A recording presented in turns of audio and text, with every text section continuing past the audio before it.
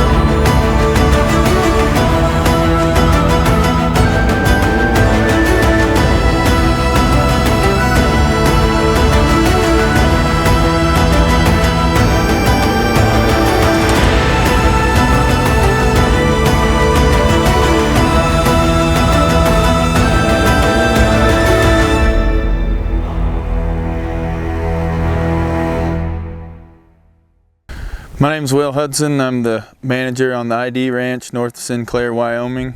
I manage day-to-day operations on a cow-calf outfit. We run on about 160,000 acres of mix of public and private ground. It's all one big chunk of land, and it's been in the same family for over 135 years, 140 years, somewhere in there. They moved the headquarters up off the North Platte River in 1890 to the location it is now along the western banks of Seminole Reservoir. It's one of the oldest family-owned ranches that hasn't changed ownership in the state.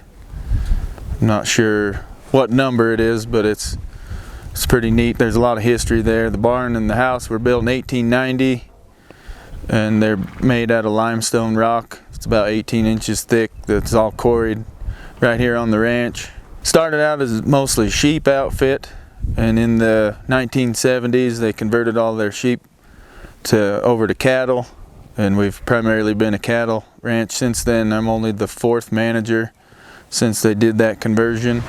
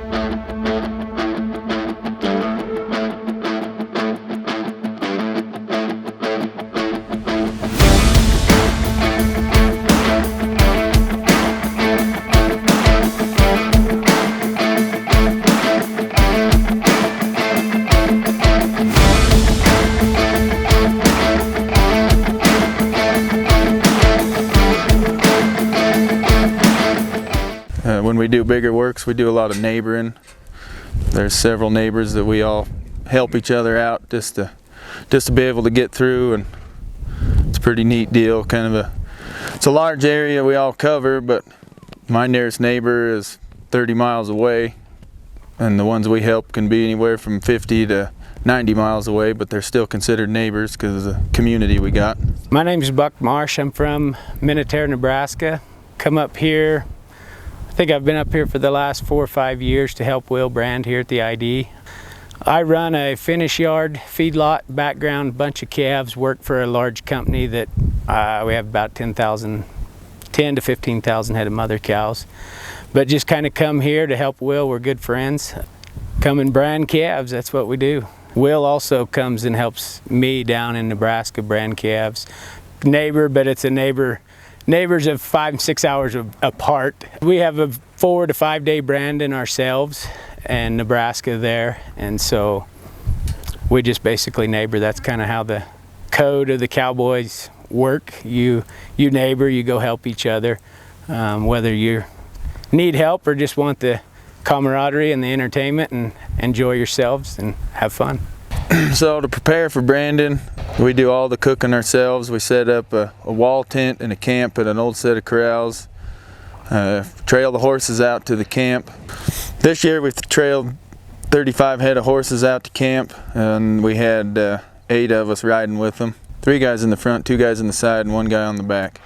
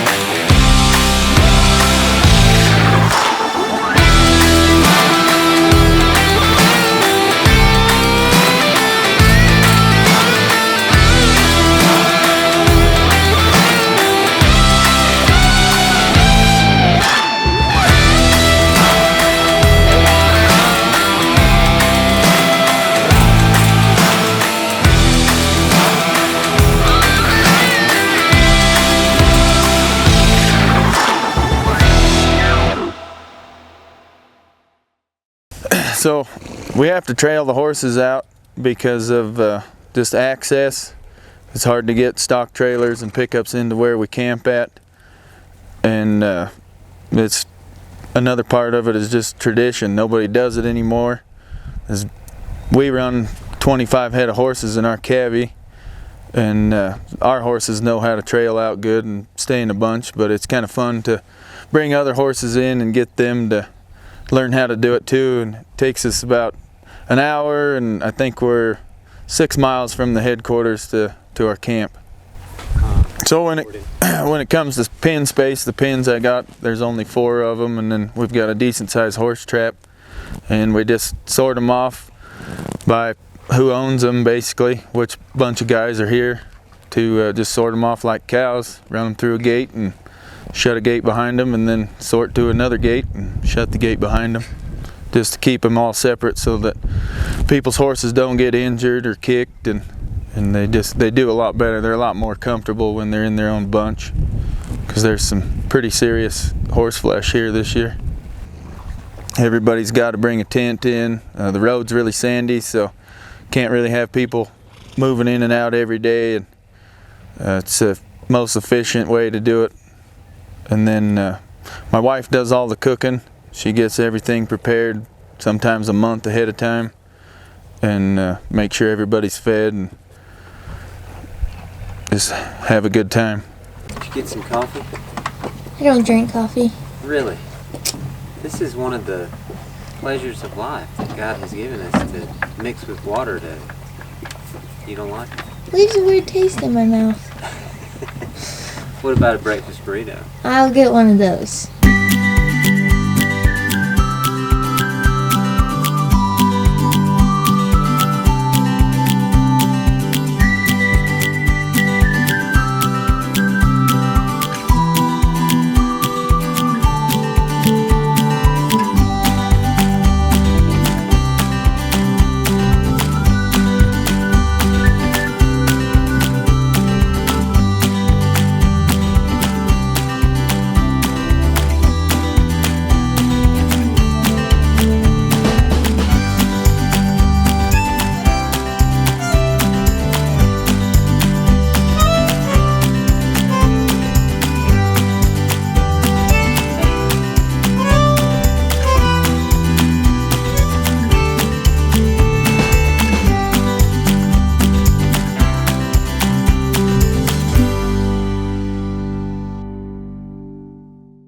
One of the traditions we uphold here when we have a big crew, well, even when it's just the three of us, is we have a jig line, and it's in hierarchical order of me, the boss, the next guy that has the most seniority on the ranch, and then the next employee, and so on down the line. We only have 3 employees, so that's how we get in the jig line.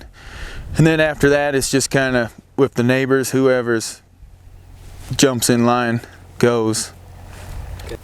So the importance to me of a jig line is when you strike out in that jig line, you got the boss and the lead, the next man, all kind of on a seniority base, or if it's just neighbors, you fall in. What that deal is to me is if you don't know the country, and if a lot of guys will trot abreast, what they call trotting it abreast. Well, if that boss wants to go this direction, and because this guy don't know where he's going anyways, well, he's almost riding in front of that man to get there. So that's where the jig line falls into place for that reason of that guy can maneuver where he wants to go without cutting somebody off. And then there's also, when you get into some of this country, you can't ride it abreast. It's a single trail up to get through where you're going at a good clip, at a trot, and to keep your pace. You know, we might trot out 6 miles to the very far back side. As far as dropping people off on circle, one of my guys, me, or one of the employees needs to be on the outside circle on either end because they know the country and they can keep everybody in the middle on track where they're at, because everybody will be looking to them or their next man who is looking at them to keep them all in line and know where the trap is going to be, where we're headed with the cows, whatever. Just depends on the job we're doing. Just as long as there's a man on either end that knows where we're going, we'll get there. We got out of the jig line, he's dropped everybody off, and we now start what I would call a drive. And to me, when you're in the drive, that's the only way a drive happens, is you ride till your next man. So you will trot over this ridge, and you might not ride to him, but you see him, you see what he's got in front of him, and then you basically zigzag in between each people. So if you got a guy on this side of you, a guy here, and you're in the middle, you're going to ride back and forth to each man. And like you can holler out, you can give a war whoop and especially in the brush or the tall trees, timber, you might not be able to see them, but if they'll holler out, you can hear them. That means they're still moving on. They're moving forward. And if you don't do that, a lot of times what will happen is you'll outrun the drive. So you might have a wad of cows, and then you notice that you're in the middle of the drive because you didn't ride to your next man to see where he's at.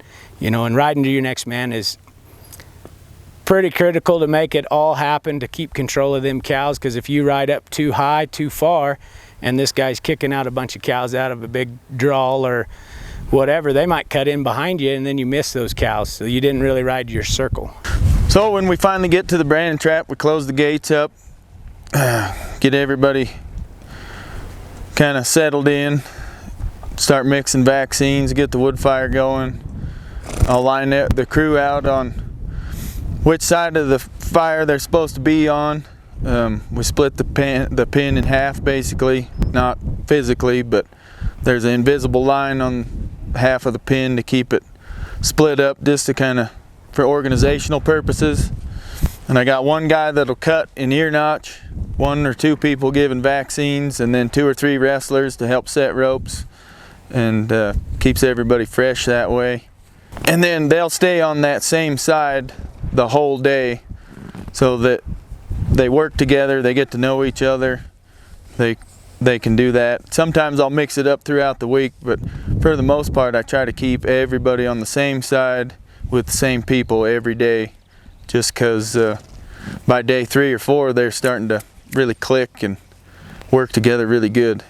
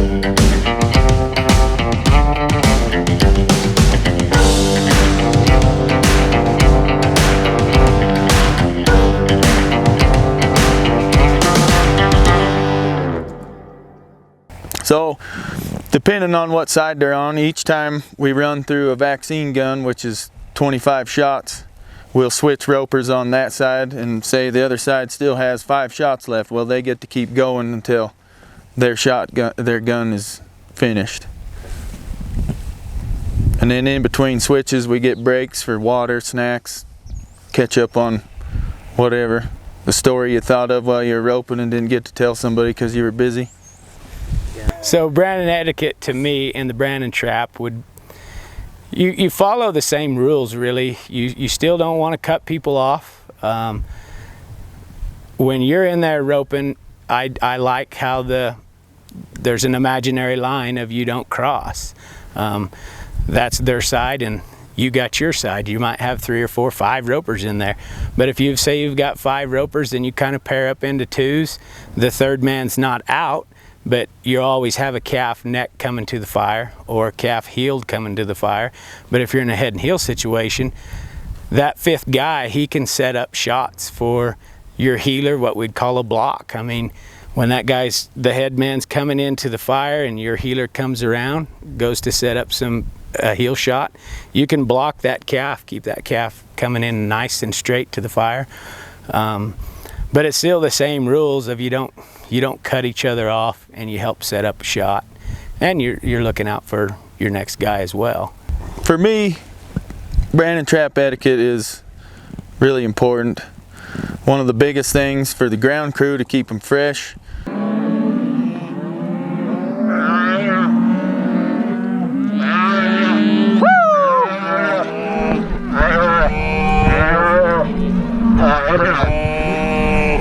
To not get somebody hurt, and we're doing this 6 hours of a day, and a lot of calves, the guy could get wore out pretty good if he's running clear across the Brandon trap, or usually have the older guys or neighbors running the irons, and you don't want to wear them out and kill them off, because you never know, if you go to their place they might do that to you just to make up for it. But you always want the calf to be as close to the fire as possible without putting it in the fire or mucking somebody out, because we got women and kids around that sit around the fire and they're catching up and sometimes not paying attention. We always want to try for 2 feet, but if you get 1, that's fine. Definitely don't choke the calves. Even if you don't work on the ranch or they're not your calves, you want to treat them like they're your own, no matter where you go. You still don't want to cut people off. Another big thing that really irritates me when you go to somebody else's brandings is people don't help you make a shot.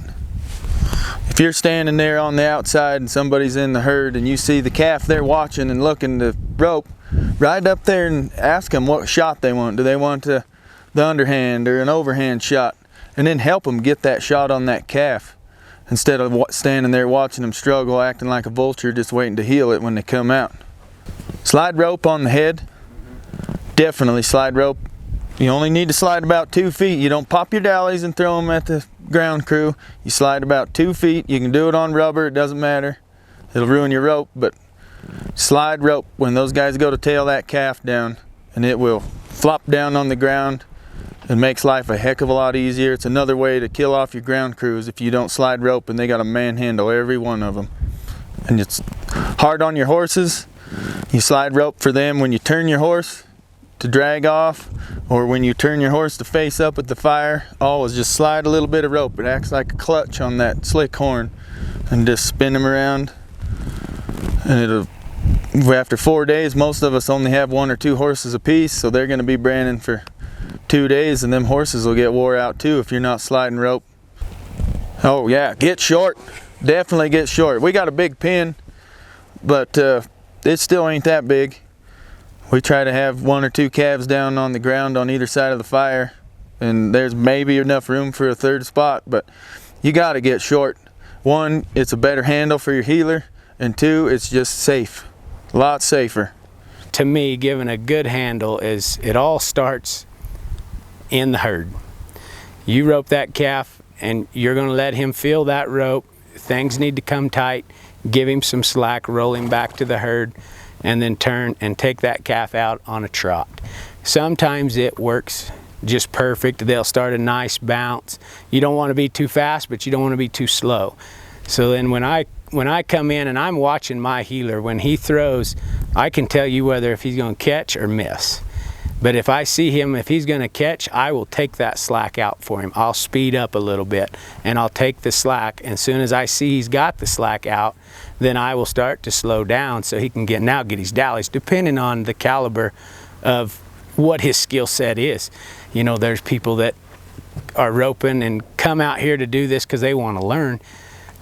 But you can help them out by giving a good handle with that calf. And I'd like to say it happens every time, but it doesn't. But you try for it. When you're going to the fire with that calf and say your heeler misses, you can't stop. You either go on through. If you're in the middle, you keep riding, or if you haven't made it to the fire, then you can stop, go back to the herd, as long as you don't got 3 or 4 guys standing there to get them in a wreck, rim fire them or whatever. For a heel shot, I like to come in on this side, and when I come in, I'll point my horse's shoulder at that calf shoulder, and then when that calf goes by me, I'll lock my horse onto that shoulder and kick that calf out away from that header. And then it also gives me a chance to just reach out there and catch 2 feet on that outside when it's swinging out, and you can catch that calf as it comes around like that. So after we get done branding on this place, I only get 2 chances a year to count all the cows, because we're just so big, and with a smaller crew we aren't always able to be at the next gate. Sometimes we'll open the gate 2 or 3 days before we actually make the drive to out of that pasture. So when we preg check in the fall and when we brand in the spring, and then we keep a calf count from our ear notching and the scrotums. Almost forgot what the hell.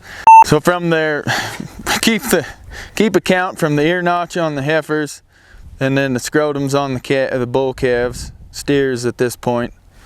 Count them out the gate, and then we want to hold them up for a little bit so they can mother up. They're getting turned out into another 10,000 acre pasture, and they just got their last drink across the fence into the pasture we're coming out of. So we want to make sure that most of them have found their mothers. We'll sit on them for 10-15 minutes, whatever it takes for them to kind of settle down. Some of those calves won't go look for their mothers, but they'll lay down. Their moms will come back and find them later on, but it just makes life a lot easier. It makes those cows accountable too, to be able to find their calves, and those calves accountable to be able to find their mothers. If we brand these calves and they run back through the fence, because they can fit through the wires a lot more than the cows, they'll end up back in that other pasture and they'll be a bum calf, or the coyotes will get them. So we'll sit there, hold them for a while, kind of bump on the outsides, make sure they're looking back inside the herd for their moms, or the mom cows are looking back inside the herd for their babies. And then once they get settled, one of us will, I'll give the nod, and whoever I have already delegated to do this will roll around on the outside of the guys holding the herd, so that those cows, once they realize what's going on, they'll take off in the direction I want them to go. In this case, it was down into a creek bottom where they're on green feed and water, and they'll go down there, they get a drink right away, they'll start eating grass, and they're not going to run off, run back, run up the mountain, whatever. They're going to be comfortable in that bottom till they realize that it's time for their baby to eat, or their babies are hungry, and then they'll turn around, or probably have them right next to their side, and just everything's comfortable. So on this place, one of the traditions I like to keep too is just the family atmosphere. The employees, their wives, we're all a big family. We live out here 35 miles from the nearest town. All we have is each other really to hang out and see, and sometimes it can be difficult because you go home and you live where you work, and you look out the window and see where you work, and sometimes you just can never get away from it. But family's really important to me. We're all here helping this week. Got a couple of wives are giving vaccines, one's ear tagging. My wife's been out roping, one of the other guys' wives is out roping. It just it's fun to see everybody being involved when we brand calves out here. So with having the two boys here roping, and my wife's here as well roping, she ropes right alongside us. They're super good hands, but to be able to watch them kids grow into being adults eventually and to go out on their own, it makes me feel super good to know that these boys are going to keep this tradition going, and not just to keep it going, but to be function in society. And this is kind of our time to where, so we homeschool both of the boys, and they get to go wherever we go, doing whatever we do. And so having them out and about with us all the time, it's wonderful, great. And they also, some days are like hired men. So they're just more help. Yeah. And super good colt hands. Both of them ride trained colts.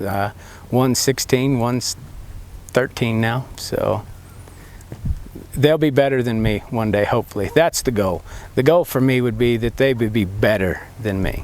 And so. Yeah, so we're kind of a melting pot in this area. There's a lot of buckaroo influence, a lot of Texas influence, Nebraska, Colorado. All of us go around helping neighbors. Some guys use Nord forks, some guys heel and drag, and then we flank the calves. We head and heel, several other neighbors head and heel. It's just neat that we're all good enough hands to jump in, do the job that needs to be done, the way the boss wants it done, and get it done efficiently and smoothly, and work together and have fun. 95% of cowboying is paying attention to what the hell's going on. The other 5% is just dumb luck.